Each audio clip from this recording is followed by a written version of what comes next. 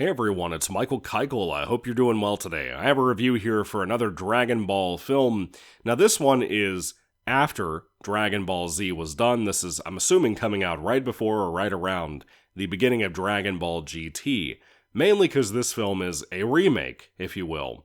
This is a retelling going away from Dragon Ball Z, which previously had just had its last film with Wrath of the Dragon. And this movie is a retelling of some events from the original OG series of Dragon Ball. Mainly the stuff that was reused and edited up to be used on the original first ever Dragon Ball film called Curse of the Blood Rubies, which I've reviewed for this series. And then this particular movie, it used the art style and the costume Goku uses in Dragon Ball GT to retell the stuff from back in the day. Almost like a rewriting of history in a very strange way. I will say this, I did not hate this movie at all. This is the fourth, technically, Dragon Ball movie, despite it being after Dragon Ball Z had ended for a little while, until we got Battle of Gods in 2013. This little film, Dragon Ball, The Path to Power, is a 1996 film. It's about an hour and 20 minutes, and I really enjoyed it. I thought it was pretty good. I thought it was better than Curse of the Blood Rubies, for sure. Not my favorite Dragon Ball film ever. I actually think the previous film from Dragon Ball, not Dragon Ball Z, or these reviews, called Mystical Adventure, is probably my personal favorite. But I could see somebody saying this is their favorite. And this being a retelling, you're probably wondering, what exactly is covered here? Well, they cover a couple of things. They cover Yamcha, they cover Bulma and Goku meeting for the first time. Obviously, Goku being a little boy, we meet him, watching him do his thing. And by the way, the chick that played Stephanie, or her name is Stephanie something, that played Goku when I was a kid and played Gohan when I was a kid, she's back here. So the voice fits the actual character perfectly. I'm so thankful about that. Instead of using, real little boys and stuff to voice like Goku and Krillin, this voice fits so much better, and I really enjoyed it. They also cover meeting Master Roshi and Oolong, all of that stuff that was in, like I said, Curse of the Blood Rubies or the original Dragon Ball are redone here, but not just re-edited, they're actually redrawn. That's why I called it a remake. They have a lot of new lines and stuff from what I understand. And I've never seen the original Dragon Ball series, as I've clarified a couple of times in these reviews, but I enjoyed what I've had to have seen in the past with the VHS tapes I may or may not have owned that are not around in my collection anymore. I'm not really sure if I got rid of them at some point or what, but I love Dragon Ball quite a bit, mainly Dragon Ball Z. And this movie stood out a lot compared to the previous three Dragon Ball films, the animation style being out like 15 years after the last Dragon Ball film, Mystical Adventure, was pretty shockingly great. It really was. I think that it being done in the style of GT, it looks fantastic. It doesn't have the music from GT, obviously, that 90s grunge theme that I love. That's not even used here. We're talking about just straight out the OG Dragon Ball music, and it's really good. And that animation is so smooth. It has that GT kind of shading and stuff on different characters and how they're animated. I love that stuff. I think it looks really good. The colorful style, if GT was more colorful, this is what that film would be like, that show would be like. If you're looking for that, and you miss that, but you like the style and art style in general from GT, this will be for you, I think, if you like OG Dragon Ball. It, for the most part, was pretty good. You have the kind of plot that was cut out for the Blood Rubies movie about, Goku versus the Red Ribbon Army. All of that stuff is really here. A lot of this is Goku fighting the Red Ribbon Army once he meets Bulma and Oolong and everybody. And that stuff was pretty cool. I really liked it. I liked Goku learning to use the Kamehameha wave not too long after he sees Master Roshi use it. There is a lot of perverted shit in this movie, just so you know.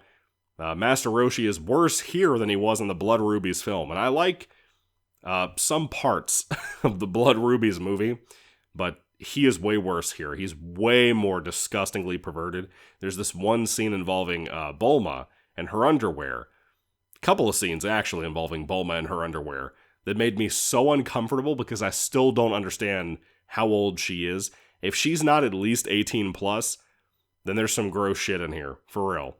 But it's funny overall as a movie, not the Bulma shit, but some of it's actually pretty funny. I think the chick playing Goku here is really good. Like I said, she is the voice for Goku as a kid and Gohan from when I was growing up, and I love how well it fits. The sound effects are great. The sound design on this movie is really good. I loved it. I thought the threat of the Red Ribbon Army was pretty good. And then you get to the ending of the film and you have the big fight with a bad guy in a robot suit type of thing. And I just don't like that. It's one of the things that I knew about some of Dragon Ball. Maybe not this exact example, but it's one of those things I remember from elements of Dragon Ball that I was never a fan of. If it wasn't somebody kind of threatening and cool like General Tao, Tao, not towel, like a hand towel in your bathroom, I loved General Tao quite a bit when I was growing up, and I knew who he was. And I remember when he came back for, what was it, GT? Or later parts of Z, something like that. He had like the robot eyes that looked like sniper goggles or something, I don't know. But Path to Power is just kind of Red Ribbon Army and the blonde-headed guy that goes after Goku in here. And like I said, I've never been a hardcore fan of Red Ribbon Army stuff.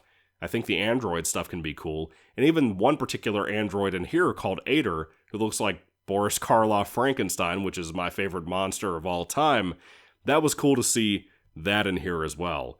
If you look forward to that, then watch it. I think Path to Power, if you can find a copy for the English dub, which I had to buy, like I've said in previous reviews, a box set that was $40 that used to be dirt cheap that I used to see at Walmart like 2 years ago for like $10-15. This box set had every quote-unquote Dragon Ball film, which included this, Path to Power. I looked on YouTube, I looked all over the place, aside from pirate sites, because I don't believe in doing that, and I could not find an English dub of this movie anywhere. So, if you're looking to see Path to Power, you're going to have a manhunt to go on. That's all I'm going to tell you. But with that being said, Dragon Ball Path to Power was a pretty cool watch. I was surprised by how much I enjoyed this. I went into it with some reservations because I kind of watched the Dragon Ball films back to back, and then watched Wrath of the Dragon, which was the only one I hadn't watched for this marathon, right before I watched this movie. And Path to Power impressed me with the beautiful animation. I think really helped carry me through the movie. This is obviously way better, like I said, than the original Dragon Ball first ever movie, Curse of the Blood Rubies. I think it's better than, the other film, the second film, called Sleeping Princess and Devil's Castle. Despite I like the concept of that, the Goku Krillin competition thing is kind of cool there. This movie, being a retelling, being a remake, is interesting. I like it. I can't sit here and lie to you and tell you I didn't like it. But Mystical Adventure, I think, landed everything better than this movie, in my opinion. So anyway, Dragon Ball Path to Power. Have you seen it? What do you think about it? I'd love to hear your thoughts and comments about this pretty good little movie down in the comment section down below. Even if you're not a big Dragon Ball fan and you love Z and GT and Super like I do, I'd recommend this. I think there's something here that you could really enjoy and have a good time with. So check it out sometime if you haven't before. Anyway, Dragon Ball Path to Power, I'd recommend it to the right person. If it sounds good to you, definitely check it out if you can find it, for that matter. Thank you all for watching, guys. God bless you all. Catch you later in the next review for the actual Dragon Ball GT film called A Hero's Legacy. I'm almost done watching it, and I'll try to pump out a review for you. Anyway, thank you all, God bless you all, and goodbye.